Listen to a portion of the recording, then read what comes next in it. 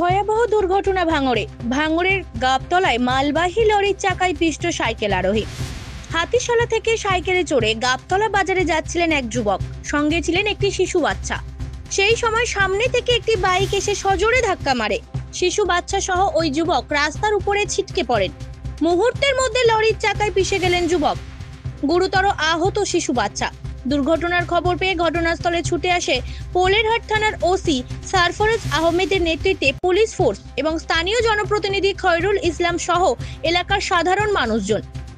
Police ও স্থানীয় সূত্রে জানা গিয়েছে, লরির চাকায় পিষ্ট হয়ে ঘটনাস্থলে যুবকের মৃত্যু হয়।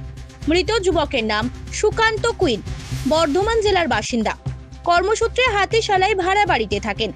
যুবকের মৃতদেহ উদ্ধার করতে রীতিমতো বেগ পেতে হয় পুলিশ প্রশাসনকে।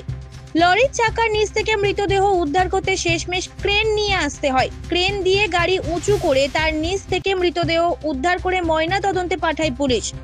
অপরদিকে শিশু বাচ্চা মেয়েকে ঘটনাস্থল থেকে তড়িঘড়ি উদ্ধার করে জিরেনগাছা হাসপাতালে নিয়ে যাওয়া হয়। সেখানেই চিকিৎসাধীন বছর আড়াইয়ের বাচ্চা মেয়েটি। মর্মান্তিক এই ঘটনাকে কেন্দ্র করে চাঞ্চল্য ছড়িয়ে পড়ে ভাঙড়ের গাবতলায়। ক্ষোভ বিক্ষোভের আশঙ্কায় কলকাতা পুলিশের পোলেরহাট থানার পাশাপাশি ডিসি অফিস থেকে অতিরিক্ত ফোর্স ঘটনাস্থলে ছুটে আসেন। যদিও পোলেরহাট থানার ওসি সারফরাজ আহমেদের তৎপরতায় এবং জনপ্রতিনিধি খয়রুল ইসলামের ঐকান্তিক সহযোগিতায় এলাকার পরিস্থিতি স্বাভাবিক থাকে।